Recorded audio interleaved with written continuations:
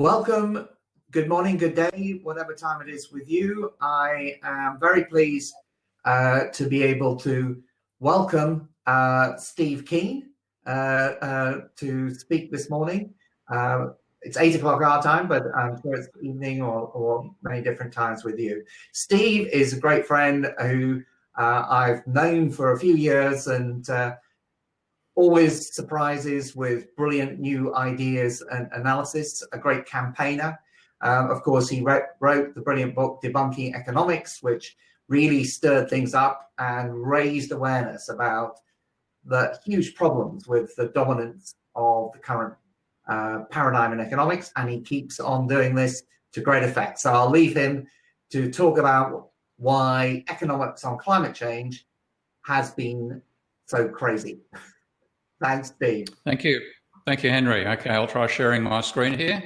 And let's see, entire screen, that will do. Allow that I'm in business here.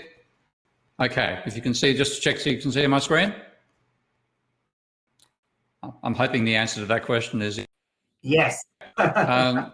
My basic argument is that we have been conned by economists about the dangers of climate change, and it's time we kick them out of the entire discussion. Of course, most of you would know that William Nordhaus got the Nobel Prize for economics, inverted commas, of course, because it's not really a Nobel Prize, something else Henry's been involved in. Got the Nobel Prize in 2018. And if you look at his speech, and I've linked to all the important documents here, a 4-degree increase in temperature over pre-industrial levels by 2150 as the optimal time path for humanity. So those are a number of different paths, the top one being if nothing is actually done, what will happen to the level of temperature over pre-industrial levels. And this is the key point. He describes a 4-degree increase in temperature as optimal, and will hit the maximum optimum path will hit in about 2150. Now, on the other hand, you get scientists saying that a mere 2 degrees rise could cause what they call tipping cascades to give us runaway global warming. So they say if we get even just 2 degrees above pre-industrial levels, the Earth's own systems and feedback effects, which amplify the changes that we've really made, will drive us to a potentially unsustainable climate for humanity, possibly for a large proportion of the animal life of the planet Earth. Now, Nordhaus, by comparison, and this is in a 2018 paper published in the American Economic Journal, said that a 6-degree increase in temperature would reduce GDP by a mere 8.5% compared to what it would be with no climate change at all. So that's after he's given the Nobel Prize as well. So 6-degree increase, 8.5% fall in GDP. If we did nothing, that was what he's saying. If we do absolutely nothing to address climate change, we'll only lose 8.5% of GDP compared to what it would have been if we had no global warming at all. Now, amusingly, a group of scientists decided to use Nordhaus's own model and to feed in what they knew about tipping points in the climate. And their result, using Nordhaus's paper, published before he got the Nobel Prize and before this most recent paper, he said, by modifying it, we need an immediate massive effort to control CO2. And if we do, we'll stabilise at 1.5 degrees below pre-industrial levels. So they're saying 1.5 is critical. He's saying 6 degrees, yeah, no big deal, 8.5% fall in GDP. Well, how did he get these low numbers? And the basic answer in so many words is he made them up. You might as well use raffle tickets to work out the level of damage from carbon dioxide increasing in the atmosphere as read Nordhaus. But the actual technical descriptions of the methods he used, what they call the enumerative approach, and to summarise that, he assumed that 87% of GDP won't be affected because it happens indoors. I wish I was joking, but that's what you'll see is the import of his numbers in a few moments. What Richard Toll described as the statistical method, and another of these deluded neoclassical economists, pardon me for an oxymoron, called the cross-sectional method, and that is to assume that what we're going to get from climate change as an impact on GDP will be exactly the same as we find today if we look at the relationship between temperature and GDP in different regions in the world, even different countries, looking at a local, like a state product, for example, compared to the domestic product in a country like America. And they did surveys of experts where a couple of scientists who were warning, just totally terrified by the numbers the economists are talking about, were drowned out by adding them up to such noted experts on climate change as Larry Summers. And when it came to reading the academic literature by scientists on what we actually face, Nordhaus blatantly distorted the warnings. A child of below 8 would probably call what Nordhaus did a lie. Now, of course, most people, and I was in this camp before I read Nordhaus's work and that of his coterie of like-minded neoclassical economists, I thought that it was the high discount rate that he applied to future damages that made his predictions of damages today so trivial. No, in fact, the discount rate, even though it has an impact, is unimportant compared to what he actually generates as the numbers that tell us what damage he expects. Because notice there it says the relatively small damages in the next 2 centuries. So writing in 2007, he was saying, what's going to happen for the next 2 centuries is no big deal. And if we add up all the stuff from 200 years to 1,000 years in the future, then it looks bad, but that's why I apply a high discount rate. But what really matters is that assertion that damages in the next centuries are relatively small. And it isn't just Nordhaus. I'm focusing upon him because he's the most prominent and he defined the whole, and everybody who's followed him, well, not everybody, but most neoclassical economists have conformed to his way of thinking. The IPCC summarised the findings of economists in 2014 with the last major IPCC report. The bottom axis there, as you can see, shows the temperature variation compared to pre-industrial levels. The vertical shows the degree of GDP damage. And when you look at them, most of them say it's going to be between +1, so a 1% increase in GDP from a 1 degree increase in temperature, to -6% for a level of warming of up to 5 degrees. And they're trivial. If that was true, you wouldn't be worried about climate change. You'd be Bjorn Lomborg. Now, the enumerative approach, when you look at the summary of it by Richard Toll's appallingly bad paper on the economics of climate change. I say appallingly bad because he's been forced to revise it 3 times, and even today they're still finding errors in the paper. But overall, he said this is how he summarised the enumerative approach. They take estimates from natural science papers and then add those up by adding in the price effects of the quantity changes the scientists are talking about. That sounds reasonable, until you take a look at what did they actually include when they decided to add up. And here is from Nordhaus, and the very first time this approach was used, is the sensitive sectors are those which depend upon climatic variable, by which he means the weather, by the way. At the other extreme are activities which are undertaken in carefully controlled environments that will not directly be affected by climate change. Now, okay, things like cardiovascular surgery does occur in a carefully controlled environment. But what does he actually mean? He ends up saying that 87% of the economy he assumes will not be affected by climate change, negligible impact. Here are industries that he said was going to be negatively affected. Manufacturing and mining, that's an amusing one. Transportation apart from that which is on the water. Finance and insurance and real estate apart from that which is on the water. Trade, meaning wholesale trade, retail trade, the entire shopping sector. Government services, 86.9% of GDP he simply assumed would be unaffected by climate change. Now, the only unifying feature behind all these activities, they happen either indoors or underground. He's thinking about underground mining. He literally talks about underground mining at one point rather than open cut, of course. It's simply assuming if you're indoors, you're okay, because like me here in Bangkok, you can turn on the air conditioning, so who cares about the climate outside? Now, the IPCC, which you independent and science and critical, it's been infested, and I think that's the best word to describe it. It's been infested by neoclassical economists. This is their frequently asked questions in the economic chapter in the 2014 report. Are there other sectors vulnerable to climate change? Well, those that are exposed to the weather are vulnerable. Those that happen in controlled environments, notice that, are not really exposed to climate change. And what they're doing is simply they are equating climate change to the weather. If you're exposed to the weather, you'll be suffering from climate change. If you're not, you won't. This is so often neoclassicals confuse micro with macro. They use micro logic, using their flawed concepts of micro, as I explained in debunking economics, to answer macroeconomic questions. And they, of course, they ignore the disequilibrium. Their analysis is entirely equilibrium based. They use what's called the Ramsey growth model, which presumes equilibrium over. They ignore those, pesky disequilibrium effects, like, for example, factories being burnt down by wildfires in California.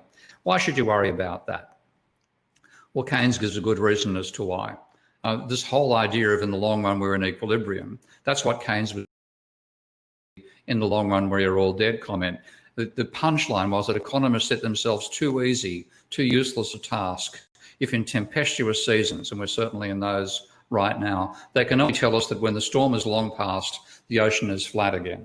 That's the value of the advice they're giving while we're living through this wildfire process, which is turning large parts of America and Australia into deserts. Then he did surveys of experts. This is the third major method. And he did two surveys, one in 1994, the other in 2017.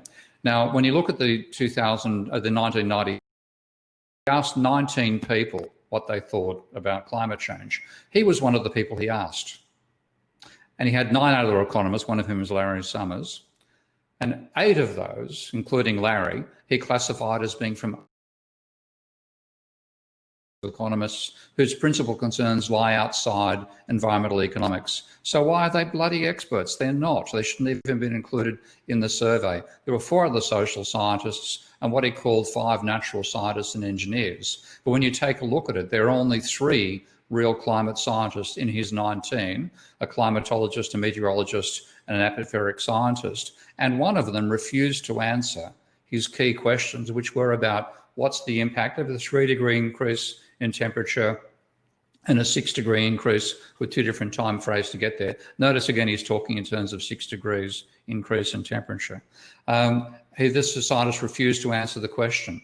Now, the other 2, when you added together their 2 numbers and divided by 2, you got an estimate of the damage that scientists thought would be occurred to the economy 20 to 30 times higher than the economists from the other 8 he was talking about actually guessed at. This is the relevant chart. And if you take a look, pardon me, I'm going back, pressing the wrong button on my computer here. I'll use my mouse if I can. Okay, that's what the economists, roughly 10 of them, thought would be the impact of a 3-degree increase in temperature, a 0.4% fall in GDP, compared to what it would be in the complete absence of climate change. The 2 scientists averaged 12.3%. In talking in a 6-degree increase in temperature, those non-environmental economists came out at a 3.5% GDP damage from 6-degree increase in temperature. The median value of the range that they gave the 2 natural scientists, 55% of GDP. That's the scale of difference we're talking about. And this is one thing I'll give Nordhaus some credit for. He was fairly honest in stating what people thought of the survey that he put forward, including who refused to answer that question. And he said, I must tell you that I marvel that economists are willing to make quantitative estimates of economic consequences where the only measures available are estimates of global surface temperature. As one who has spent his career worrying about the vagaries of the dynamics of the atmosphere, I marvel that they can translate a single global number into quantitative estimates of impact of global economic conditions. And so do I. I was marveling in horror as I read this literature and I went further and further. So out of that paper with 19 people in it, 2 of whom knew what they were talking about and were terrified with the numbers that Nordhaus was thinking would be trivial. He simply reported the average. That's how he buried those two scientists amongst 16 other people who really don't know what the hell they're talking about. But he did notice this wide divergence. And this is, again, it shows you the mindset that mainstream economists bring to a topic like climate change. So one was concerned, and this would have been one of the two scientists, or maybe the third of the same one answered here, society's response would be akin to that prevalent during the Dark Ages. Whereas the others said the degree of adaptability of human economies is so high that for most scenarios, the impact of global warming would be essentially zero. And that's the mindset which Nordhaus himself approaches climate change with. But at least here he's identified there's a big gap between what scientists think and what economists think. So, you know, would you next say we'd get to the bottom of it? Well, garbage. He ran this query or impact with and climate and cost in 3 locations. One was Google, and not amazingly, you got 64 million results. I'm not going to criticise anybody for not trying to survey the 64 million results. You ran it in Google Scholar and got 2.8 million results. Also a reason to say that's just too many for us to examine. He then ran it in EconLit, which are articles almost exclusively written by economists, and got 1,700 results. And that's what he looked at. He chucked out the other 2. Now, he could have taken a look in another database, like, for example, the Web of Science. And when you do that, you find that, this is not turning up the right point here, okay. You find there are 8,000 articles that turn up if you search for that string in the last 30 years, and you limit it just to the absolutely science-oriented sub-indices in this Web of Science database. 8,000? Yes, I would have expected him to go through the 8,000 and find it, but he didn't. He simply looked at what the economists thought, and he found a couple more results, and much like the other ones he already had, including one of his, which wasn't included in the previous results. Why? Because it was a prediction of his model. It wasn't even an empirical estimate of any sort. So he's ignored scientists on climate change, but he didn't have to do it. What happens when he actually reads the scientists? Well, that's probably even worse. Because one paper I identified fairly early on what scientists are worried about in terms of climate change, one of the many things they're worried about, is that certain levels of increase in global temperature will cause qualitative changes in systems by the quantitative increase in temperature. And the most obvious one, we're all watching this right now, and in many ways right now, is the Arctic Circle. We know that the amount of ice in the Arctic Circle at winter is plunging, and the danger is it could completely disappear, at which point part of the globe that reflects most of the radiation it receives back into outer space, and therefore has no impact upon the planet being warmed, will turn to an area that absorbs solar energy and will drive up the temperature even beyond what we're doing with carbon dioxide. Now, Nordhaus, rather than having a function with what he calls his damage function, which is capable of handling a tipping point, it's just a quadratic with a trivial coefficient, 0.00227 times the temperature variation squared is the basis for his predictions about the damage from climate change. Now, in his manual for the DICE program, he admits that it's a quadratic and doesn't include sharp threshold or tipping points, but he says, but this is consistent with a survey by Lenton. Well, I have that, so I decided to go and take a look at it. And sorry, it just still stuns me. I then found in his book called The Climate Casino, he had a chapter on tipping points. This is Nordhaus. And he talks again about this survey by Lenton. And he then concludes to say that Lenton found no critical tipping elements with a time horizon of less than 300 years until global temperatures are 3 degrees above now, which is basically saying for the next 3 centuries, we're not going to have anything change that radically changes the climate of the planet until we've got 300 years gone and 3 degrees or more temperature.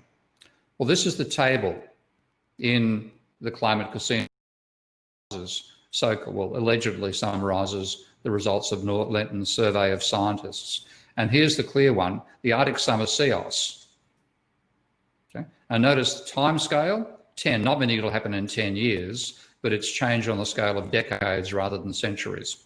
The threshold warming value, plus 0.5. We've already exceeded plus 0.5. We're pretty close to 1 degree for the entire planet right now. Somewhere in that range. Level of most concern. I only want, not as bad as Amazon rainforest or Greenland ice sheet or West Antarctic, but that's because that's 300 years away and it's about 3 or 4 degrees. So nothing to really worry about. So it's less than 3 degrees. Yes, that could be dangerous. Oh, this is worrying.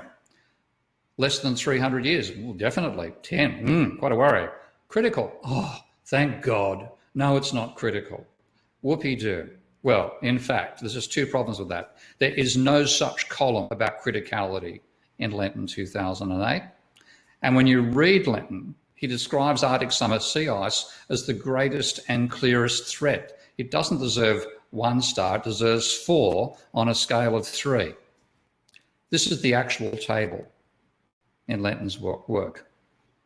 And I'll just identify again the Arctic sea ice element there. So there we have the control parameters. Critical values, I'll come back to that in a moment. Global warming of between 0.5, which we've already exceeded, and 2 degrees, which the way things are going is going to be in the next 1 or 2 decades.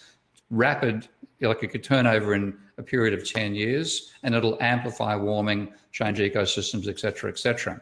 Now, maybe, being as generous as I can to Nordhaus, maybe he misunderstood critical, unidentified, don't need to worry about it. But notice this little doovie lacquer here. That's explained down the bottom here. That means results or data suggest the existence of a critical threshold, but we don't know what the number is. That's what they mean by unidentified. Not that the Arctic summer sea ice is not critical to the climate, which is the way, being as flattering as I can to him, and I'm not inclined to be flattering at all to Nordhaus after having to read all this garbage over the last 1.5 to 2 years. Not that it wasn't critical to the climate. But every time he reads it, he finds reasons to be happy rather than reasons to be worried. But if you read Lenton itself, I would fail Norton in a school. If I gave this as a school teacher to a group of Year 7 students, and this is one of the summaries they'd get back, I'd fail them on comprehension, because this is what Lenton actually said in text. We concluded that a critical threshold for summer Arctic sea ice loss may exist, whereas a further one for a year out is less certain. And given that IPCC models significantly underestimate the observed rate of decline, a summer ice loss threshold, if not already passed, and he's writing back in 2008, may be very close, and a transition could well occur this century. In other words, we have to worry about it. And then coming down and saying the greatest and clearest threat is to the Arctic.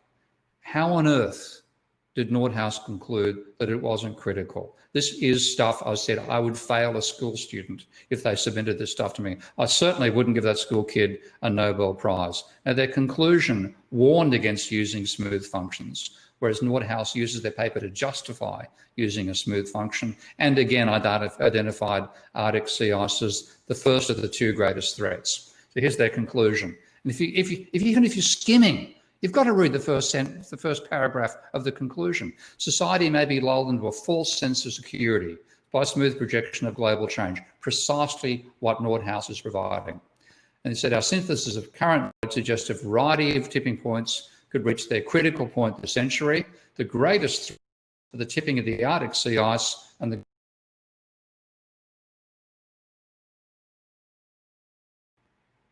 This is appallingly bad work by Nordhaus. How the hell did it get even published, let alone given a Nobel Prize? Well, I call this the neoclassical disease of making what they call simplifying assumptions. And I once had a run-in with a young neoclassical economist, the Western Economic Association conference, which was held in Australia that particular year, where he was criticising me for my paper on Minsky and said at some stage in an after discussion, I've got to make some simplifying assumptions. My reply to him was, mate, you've got to learn the difference between a simplifying assumption and a fantasy.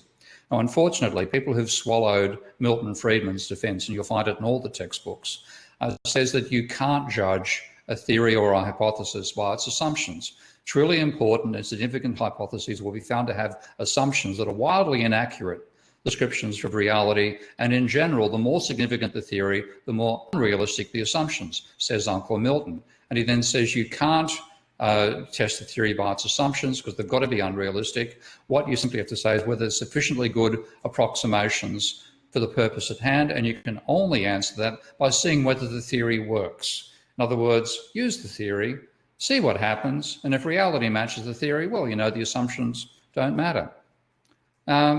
Now, it's bad methodology. It's pathetically bad methodology, and it's routine in economics in general. But what if we actually waited and did what Milton recommends and economists have fallen for, of waiting until we can test the predictions of the theory against reality itself? Well, if he's right, great. No abatement. We let temperature rise by 6 degrees Celsius. GDP falls by 8.5% as of 2150, which you can drag from his paper in the Nobel Prize lecture. And wow, we could look back and say we were so sensible not to worry about climate change back in 2020. If he's wrong, well, Mark Linehouse does a brilliant job of summarising the warnings of scientists for everything between a 1 degree and a 6 degree increase in temperature. And this is his summary of what we could expect with a 6 degree increase in temperature.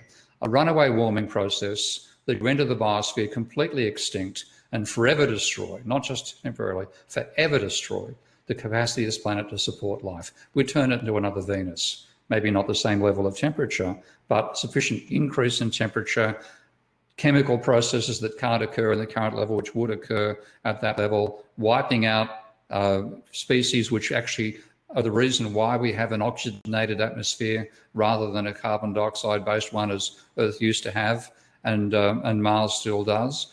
That's what we face. Now, we could be extinct, and certainly I think this is quite something you can pull from the work of most scientists. Anything over 3 or 4 degrees, they're pretty certain human civilization wouldn't survive.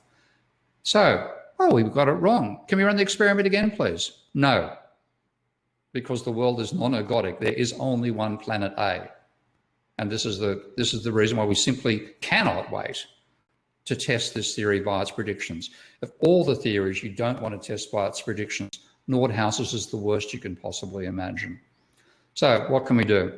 Well, for a start, I would like to see Nordhaus stripped of his Nobel Prize. Now, there's a problem there. It isn't possible because under the terms of the Nobel Prize, this applies to the genuine ones in science and literature and peace, as well as the fake one in economics. But I don't give a damn. Campaign for it anyway. Go along and harass the Swedish institute that awards this stupid thing just to make the nuisance and make a point of how bad this work has been and how dangerous and disastrous for humanity and all life forms on the planet this work has been. Get rid of the economists who are on the IPCC who aren't themselves critics of Nordhaus to begin with. There are a few neoclassicals who are critics, not enough, but some of them are. And amusingly enough, Richard Toll has already resigned from the IPCC because it was too alarmist for him. This is the sort of stuff you get out of Toll. Came out of an argument. I was lucky enough for him that he was, I wouldn't say stupid enough, I'd please say Donald Trumpish enough, same thing, to engage with me in an argument. Then he said 10 degrees is less than the temperature difference between Alaska and Maryland. Climate is not a primary driver of income. That is the mentality of the neoclassical economists who've fallen into this cabal that's first of all created by Nordhaus. No neoclassical economist should be in the IPCC. None of them should be advising governments or companies about climate change or, frankly, anything else. We can't alter policy if policymakers don't know just how bad this work is. So I'm doing my best to raise awareness of what pathetically shoddy work is behind these trivial estimates. And we need to get the media to cover it. Now, please, if you're an activist in this youth, if you're a journalist, please send this presentation to every journalist you know. I've placed this up on my Patreon website already, and I've written a lengthy, it's 12,000 word, but I hope it's a very readable refereed paper in the journal Globalizations, which gives the complete detail of just these absurd assumptions that neoclassical economists have made that are really jeopardizing our potential continuation of human civilization on planet Earth. If you want more detail, I provide it on page. So that's it, and I'll hope that I can go back and let's see, where am I? I shall stop sharing my... Brilliant. That's right, Henry, I didn't hear a word. That was great, Steve. Thank you very, very much for that. And while people think of their own questions, I was just wondering, what sort of take-up have you got so far? Because you have been doing a critique of Nordhaus now for, I mean, we haven't a year, is it? How you know, you've been building it obviously and building the evidence base and so on. I mean, has this, you have contacts obviously in the media and so on. Have you managed to get engagement?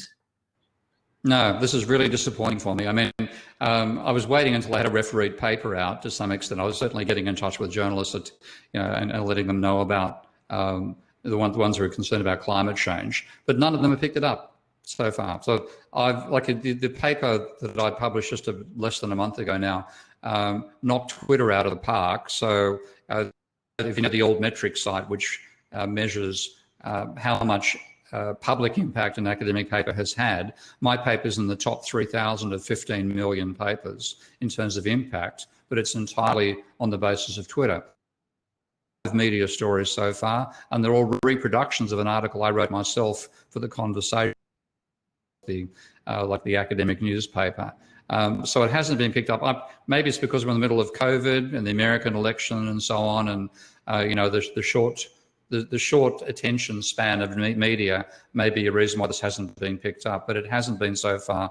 And I really desperately need to have people do what they can do to help bring this to the attention of journalists, because the public needs to know just how bad this work is that politicians are relying upon to say climate change is no big deal. And what about people like campaigners like XR and people like that? Have you managed to sort of get through? XR's aware of my work, and they've got it in their material as well, but there still is no real flow through. I mean, I have some politicians who are supporters of my work who are putting my ideas before the Club of Rome, as it happens, and it may turn up in the European Parliament as well. But still, nothing like the level of flow through you'd expect from something which is, this I've exposed a hoax. Okay, this is a hoax. The only thing you can say in favour of the neoclassicals behind this is that they're hoaxes. So, horrifying. I've just invited Hugh up onto the stage to ask his question. Hi, Steve. Thanks for that. Hi. Okay. If you could choose the economists for the IPC Working Group 3, who'd be on your list? Gail Girard, who was the head of the French AFD, the French Overseas Aid Development Agency, and several of his staff. So I'd have Devrim Yilmaz there and Antoine Godin. I'd include, I'm trying to think of the name of Irene Monsantarello. I'd have her on there as well. Emmanuel Compagliano. I'd pull in those people who are, and Tim Jackson, myself. Those are the sort of people I'd have there. And what would they particularly bring to? I mean, obviously you're modelling. What other? How much work is done in sort of alternative directions to the mainstream? Not enough. I mean, probably Tim Jackson's done more effective modelling work than most other people have done on climate change and economics. Emmanuel Compagliano and Irene Monsantarello have both done their own models using system dynamic software to build up a bit of a model of climate change. Jorgen Randerson. Jorgen is the last of the surviving, well, not the surviving, but the last of the active members of the people who wrote Limits to Growth. I'd bring them together. But the reality is the money has gone to the neoclassicals. This happens all the time in academic research. Because neoclassicals are the referees, they give money to their mates, basically. And that doesn't include me.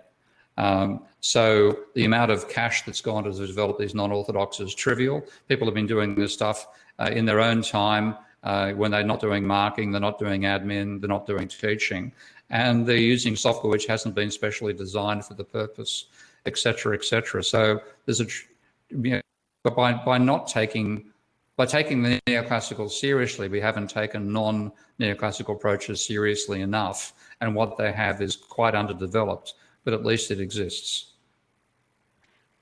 Did you have some particular thoughts, Hugh, on? Have you got some Favourites? No, I mean, that's a great list. Thanks for that. If you got invited, would you accept? Of course. And I'd make life very unpleasant for an neoclassical who was still on the committee. Yeah. Okay, thanks very much, Hugh. Thanks. I'll just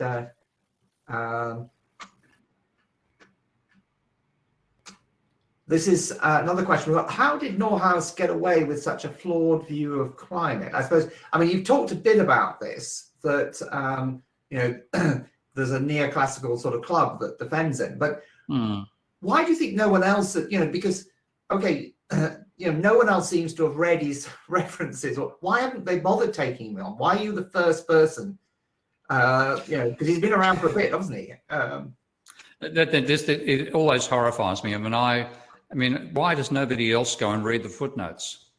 Why does nobody else go and do the forensic and say, really? The EPA said that the impact of electricity generation of climate change would be 0.06% of the economy. Really? How did you get that number? I just don't take this stuff as face value, but I think it really is what I call the neoclassical disease. And this is why I think it's if anything justifies the elimination of neoclassical economics, it's Nordhaus's work. Because the fact that it got through the referees can only be explained by the fact that the referees don't bother to check assumptions when the results are what they want to see. Okay, and like I remember being as a young, like when I was in my 30s, but I was back at university doing my master's degree, and at one stage we were all dragged into my theatre. There's a theatre in the University of New South Wales. I think it's the Clancy Auditorium. Seats about 4,000 people. It's a huge bloody place. And we got dragged in there to listen to an English visitor. I think it was possibly David Pearce.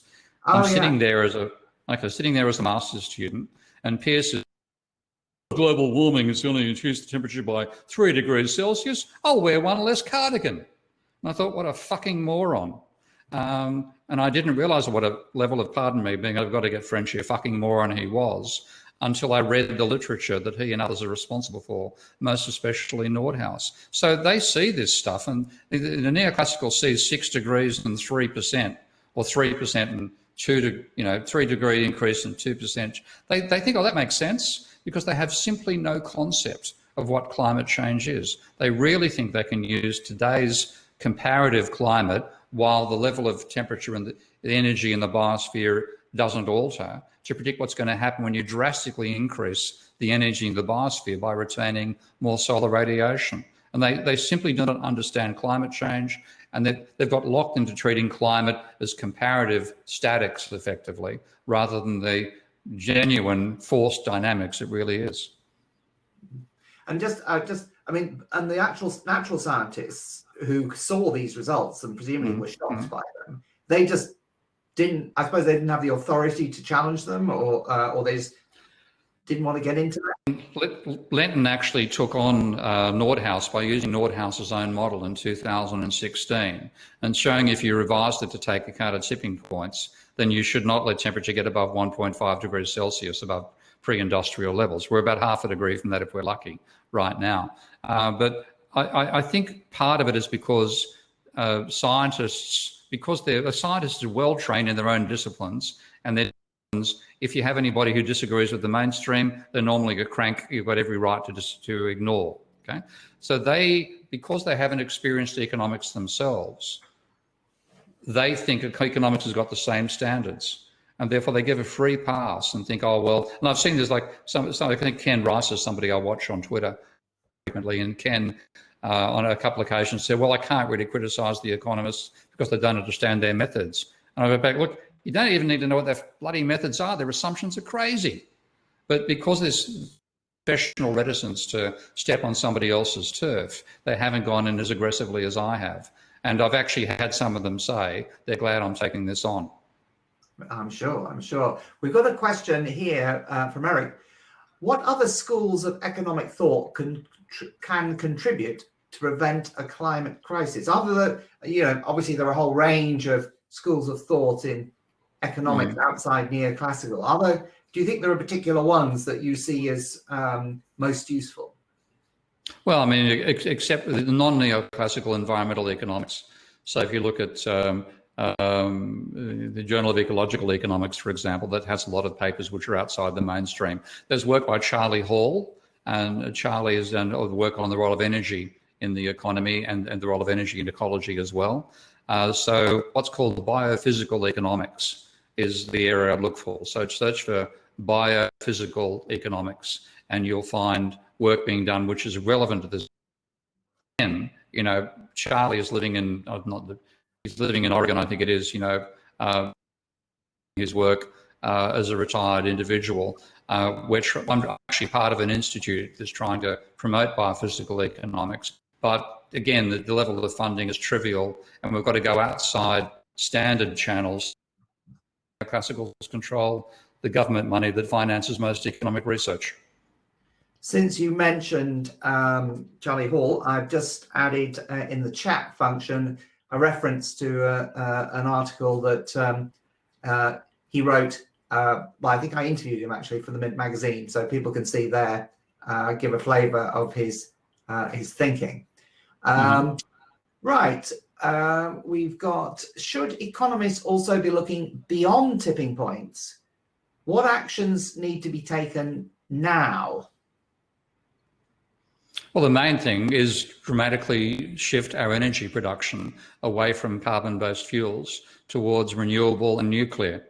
Those are really only the two options we have.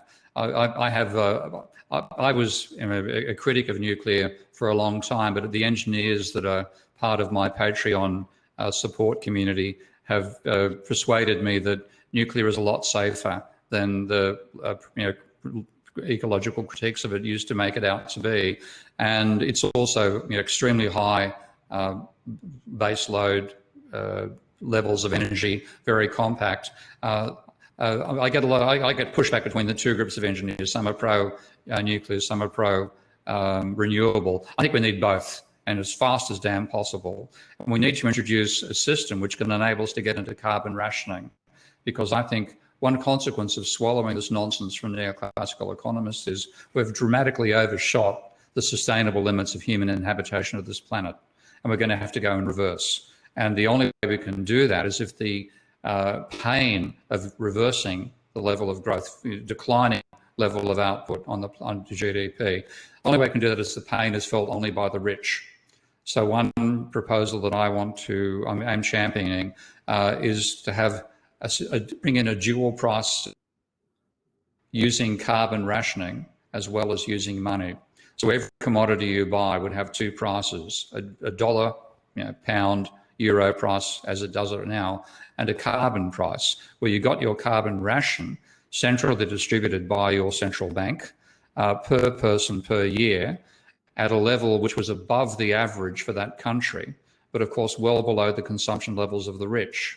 And then as you bought something, your carbon ration would go down. Of course, your dollars would go down. Your dollars could get reimbursed by being paid. Carbon ration, if you ran out of it, you couldn't buy anything else unless you purchased carbon rations of other people. Now, the poor, you had 95% of the population could be in a situation where they never exhausted their ration, but the top 5% would. They'd have to buy their carbon ration off the poor. And that way, I think you could bring serious financial pressure, far more so than a carbon price. A carbon price will hit the poor much more than it hits the rich.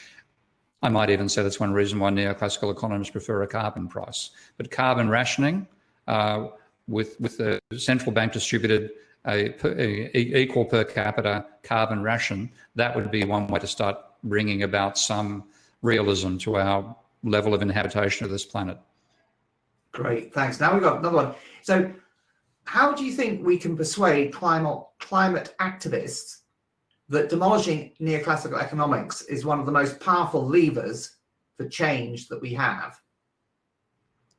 I would just say, if you know any activists who are heavily involved in this, don't just give them a copy of my paper, sit them down, give them a cup of coffee and probably a bottle of vodka as well, and say, read the damn thing from cover to cover. Because once you read it, you say, holy hell, this is why politicians haven't been listening to the scientists. Because if you think about how politicians actually absorb information, like the IPC reports, I mean, the IPC reports, if you stack them, the working power, I think it's 1,000 pages in each of them. Now, no politician, especially not Donald Trump, reads those damn documents.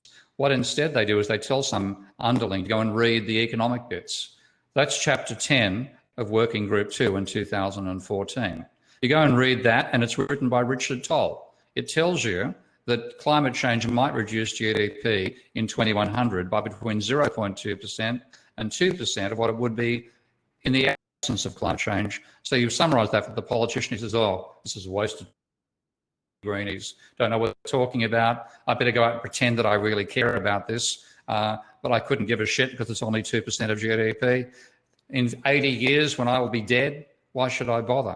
So if once climate activists realise that this is the foundation of the denialism of the political class against climate change, and particularly it's the foundation of Bjorn Lomborg, by the way, then I hope they'll do something about it.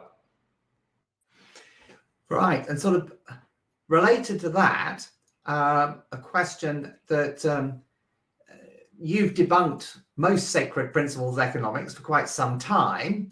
However, they keep being taught. What are we going to do about that?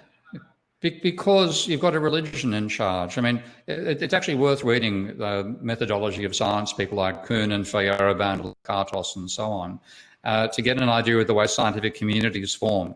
And once you have a scientific community, it will try to prove its propositions are true. The whole idea that scientists are in there trying to contradict their own theories, which is the Popperian vision, is simply false.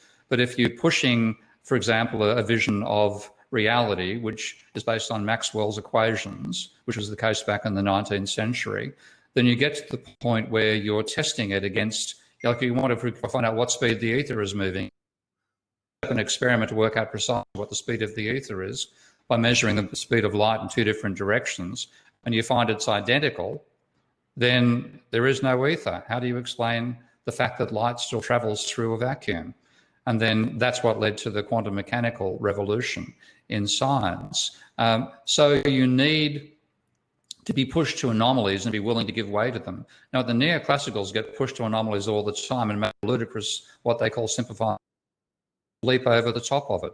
So they can't even derive a downward sloping market demand curve, according to their own under the Sonnenschein-Mantel-Debreu theorem. What do? They assume not just they assume all consumers are identical, they assume all commodities are identical as well.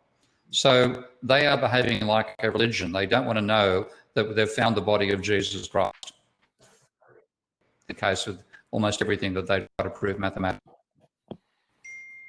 So I've just now asked Stephen to come up, and can you ask your question? Thanks, Henry. I think you're referring to the high up voted one, so I'll ask that. So I work as a contractor to the World Bank, and there's a lot of traffic between the World Bank and the IMF. For example, the macro modelers that are trying to bring climate into our macro models, and are very good, but they're limited in time. But people from the MCC, from the Mercator Institute, for example, we're working with. We could do with better advice, and we could do with peer review of what the work that we're doing. Is it possible we could kind of create what you might call a proper economics panel?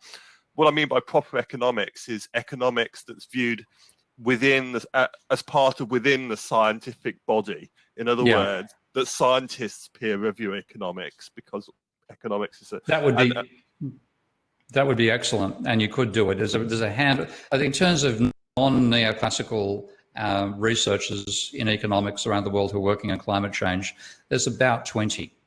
I know most of them personally.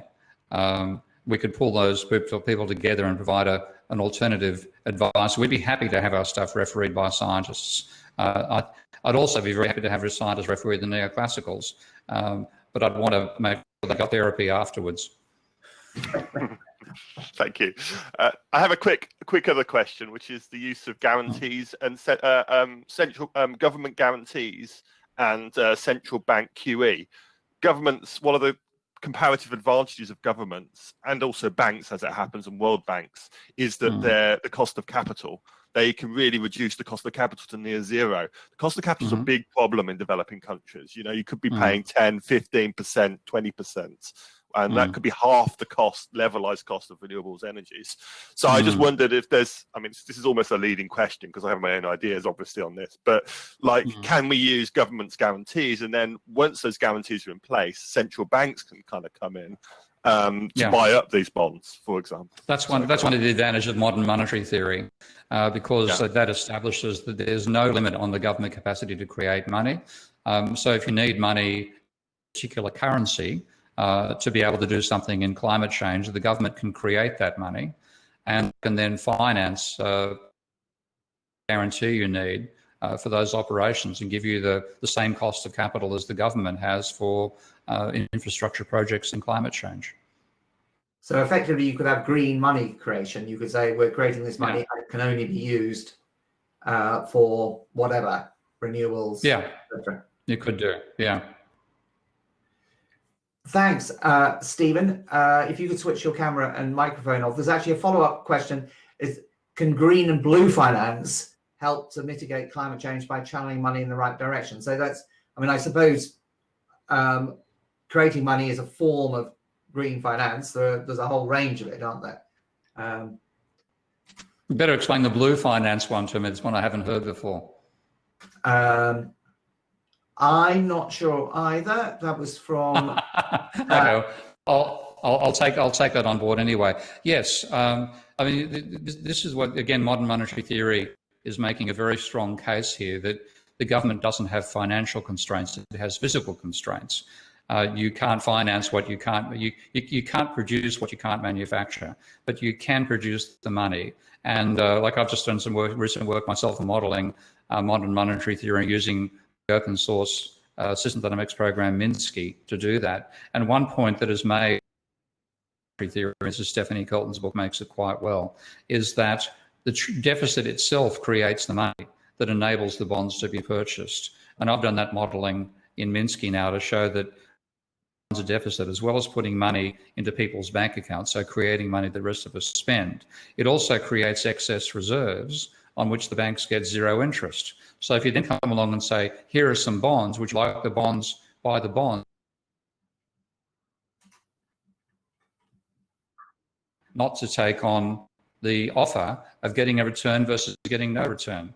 So if you wanted to issue bonds equivalent to 30% of GDP to pay for a massive impact on climate change, you could do it easily because that's what was done in 1942 by America to pay for the Second World War.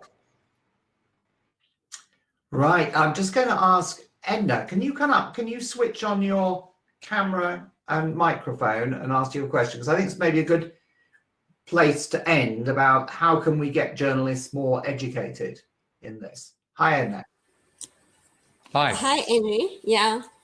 I was asking because Steve said that journalists have not picked up his work, you know, the non-mainstream and you know, the things that not everyone is talking about, what the politicians are not talking about. So when I look at other issues, even like COVID, so many people who are like scientists who are working around COVID, they jumped to, you know, training journalists and creating the interest and maybe collaborating with, we have so many organizations that are working in data journalism, you know, to bring more journalists to thinking in you know, to looking at academic publications and making them simple for the public to, you know, to understand. So I was thinking maybe that could be an incentive that something like your work can give to journalists who might be interested.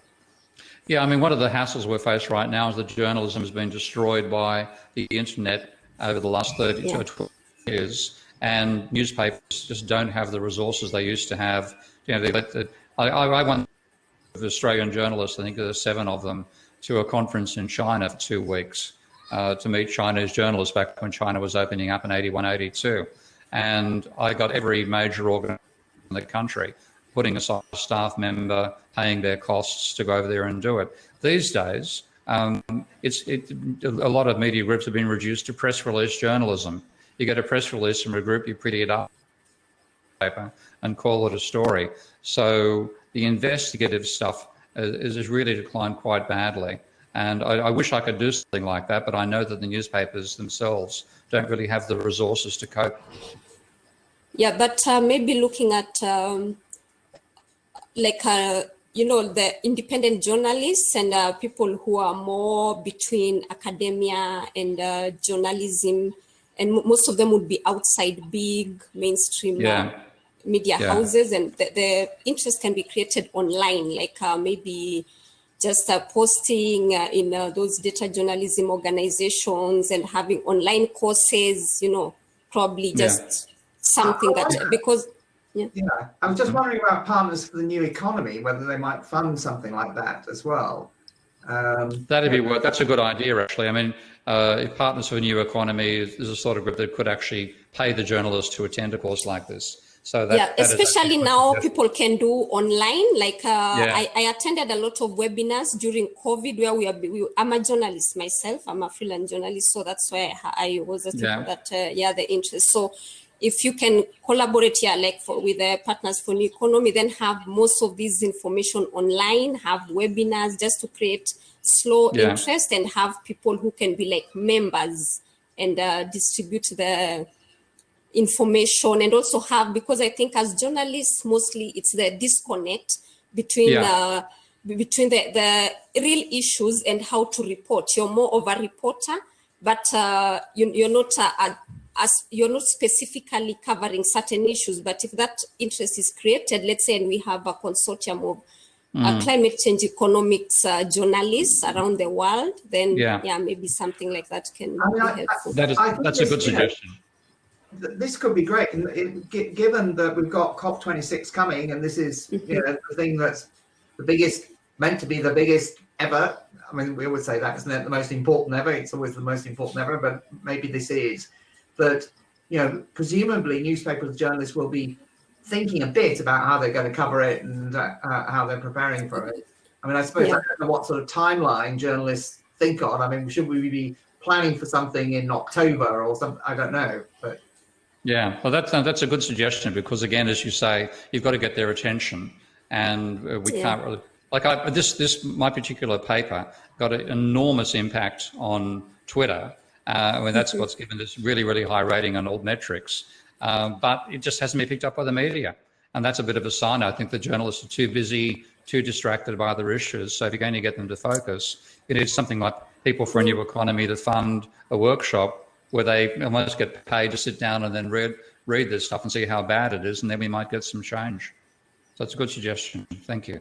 Brilliant. Well, that's a very good, I think, positive point at which to end. Sorry. Okay. Thanks very much, Becca. And thank you very much, Steve. Okay, thank you too. Thank you. If you want to read more, do go to the Mint magazine. I've put one link in there to hold. Steve has written a lot in it. The whole point of the Mint is to try and raise awareness of different ways of thinking about economics, and there's lots of material on climate change.